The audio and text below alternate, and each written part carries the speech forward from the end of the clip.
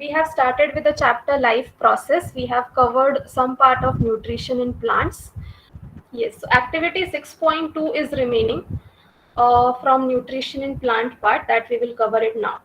So this is basically an experimental setup. You can see a two potted plant. Take two healthy potted plants which are nearly of the same size. Keep them in a dark room for 3 days. Now place each plant on a separate glass plates. Place watch glass containing potassium hydroxide by the side of one of the plates. So you can see this plate that is containing potassium hydroxide is only with this plant and not with this plant. Okay, we will see how. We will see why it is so. So the role of potassium hydroxide is it is used to absorb carbon dioxide. So this could be an MCQ question. What is the role of KOH, potassium hydroxide? Cover both the plants with separate bell jars. These are the bell jars as you can see. Use Vaseline to seal the bottom of the jars to the glass plate so that the setup become airtight. Again an MCQ based question based upon your practical assessment why we are sealing the jar with Vaseline. It is to make the setup airtight. Okay. Keep the plants in sunlight for about 2 hours. Pluck a leaf from each plant and check the presence of starch in the above activity. Do both the leaves show the presence of the same amount of starch? What can you conclude from this activity? Yes. So the plants in which you have placed potassium hydroxide, will the leaves of that plant show you the presence of starch with iodine test, or yes or no, or which plant will show? Is it setup A or is it setup B which will give positive result for starch test? It is setup B. Why?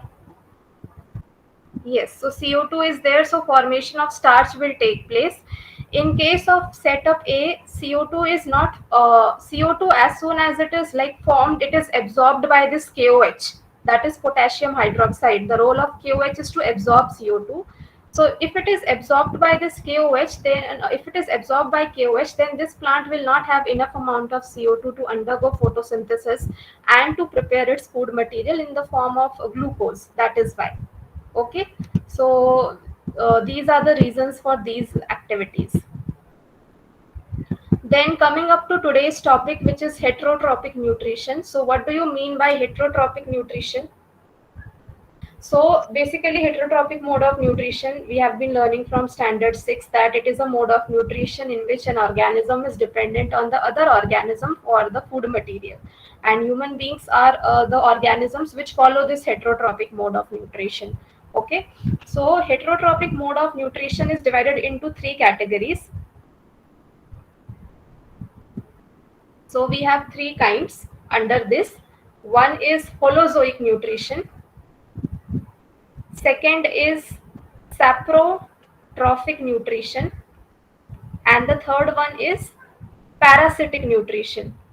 Okay, what is holozoic nutrition? Holozoic nutrition is when we take the food material is complex because it contains lot of nutrients.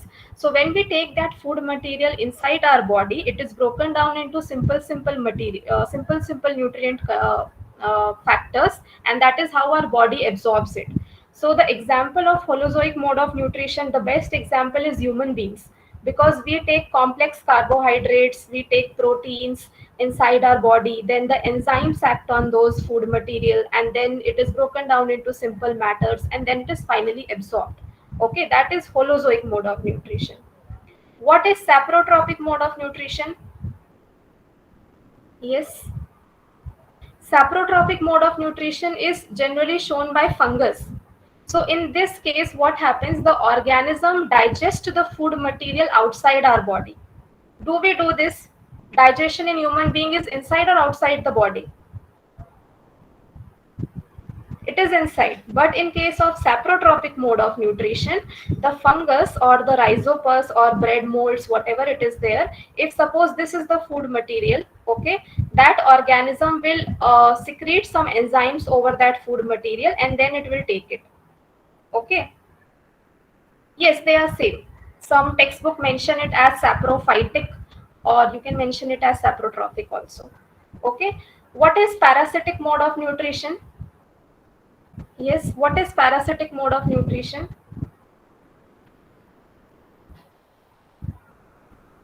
What do parasites do? Yes, so they derive their energy from the host organism. Example, Cuscuta, amarvale, or ticks, lice, leech, tapeworms, etc. Okay, so this whole passage is it does talk about the heterotrophic nutrition. So each organism is adapted to its environment. The form of nutrition differs depending upon the type and availability of food material as well as how it is obtained by the organism. For example, whether the food source is stationary, such as grass, or mobile, such as deer, would allow for differences in how the food is accessed and what is the nutritive apparatus used by cow and lion. Okay, this is just a flowchart showing divisions. Okay, so we'll move on to the PPT. So, how do animals get food? By eating other plants or other animals. They cannot make their own food like plants can, and that is why they are also known as heterotrophs. Okay, so all animals are heterotrophs. They have so many different ways of getting and eating food, as we discussed just now. Some holozoic is inside the body, the digestion is taking place. The complex food material is broken down into simpler food material inside the body. But saprophytic mode of nutrition is taking outside the body. The digestion is carried outside the body. The breakdown of complex thing into simpler thing is done outside the body. Once it is converted into simpler things, then they engulf that.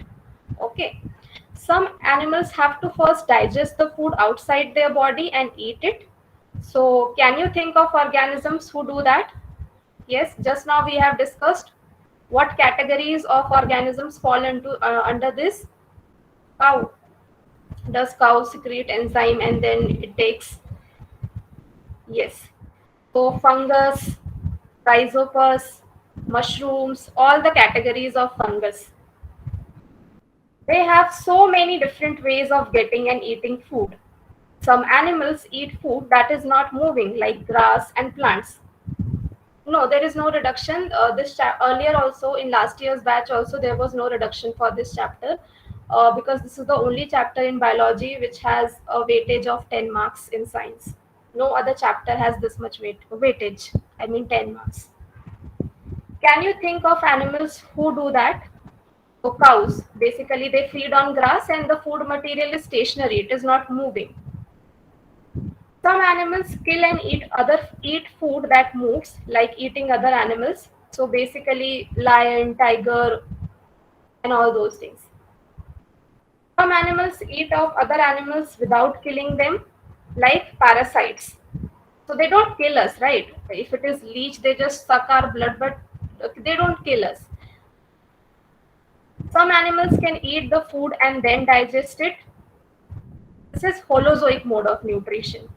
Um Human beings, dogs, some birds, etc. Yes, you can say Sanskruti. Now, these three words that we have discussed just now, it is not there in textbook, but you should know the meaning. What is holozoic, saprotrophic, and parasitic mode of nutrition? These three classes fall under the same broad category of heterotrophic mode of nutrition. Now we are going to learn how do organisms obtain their nutrition. Think about a simple one-celled animal. Yeah, which is this particular organism? Amoeba. Yes. Their whole body works to eat the food and then digest it. There is no well-defined structures in amoeba. You can see how amoeba will eat to paramecium.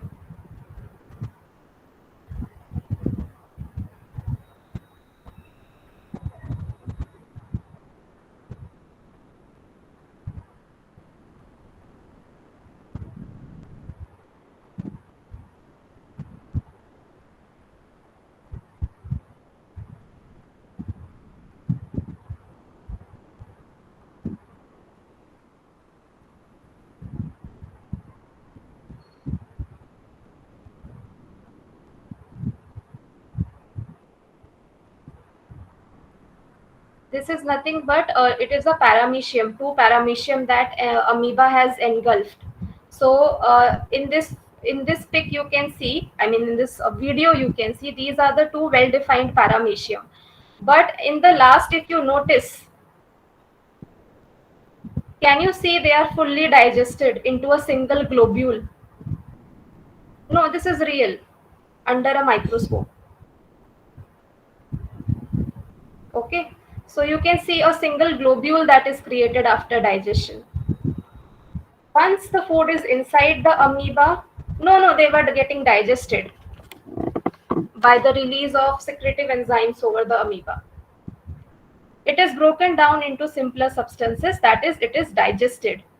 The waste has to be thrown out too, so it is again moved to the surface of the cell, that means the surface of amoeba, and it is thrown out.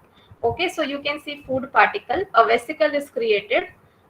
In your ninth standard, I think there's one chapter, cell structure, so you know what are vesicles, basically a membrane bound organelle kind of stuff.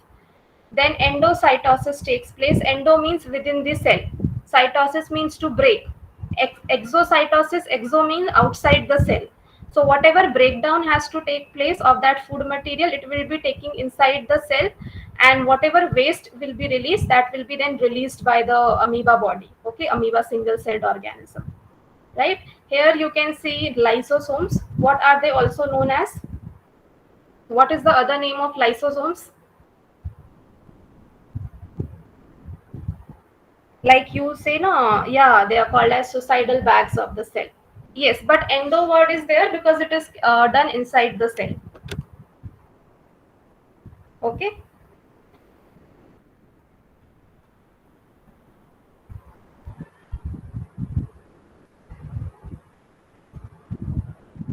this is paramecium.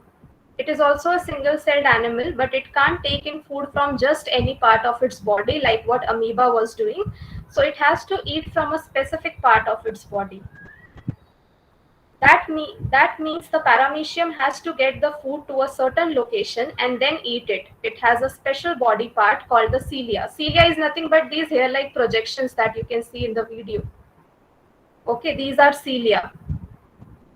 So with the help of cilia, the food material is brought to a single spot from where the paramecium can engulf its food material. In paramecium, the whole body is covered with hair-like things, as you can see over here. These hair-like things are nothing but cilia. Here, so these are the questions. You can go through it, and in case if you have any doubt, you can ask related to it. Again, the diagram, please don't ignore the diagram since it's an MCQ based chapter. So just focus on labeling part. Okay, so this is figure 6.5, nutrition in amoeba. uh, d- uh, just see what all four stages the digestion is taking place, and read this chapter. Whichever line you feel is important, you can. Yes, so the first step is ingestion. Just like in human beings we have na, that is what ingestion. Then there will be digestion. After digestion, the food material is absorbed, so there will be absorption. After absorption, it has to be transported to each and every part of the body, so there will be assimilation. And once it is absorbed by each and every part of the body cell, they will release they will release the waste product. So that waste product has to be thrown out of the body, so that is excretion. So these are the steps that takes place in amoeba also. The only difference is all these steps are carried by a single celled organism. Okay, yeah. So since it's an MCQ based question, focus on the diagrams and the MCQ things that can be asked. If you like our videos, do share them and subscribe to our channel. If you want awesome quizzes, write to us. Keep watching and keep learning with Walnut.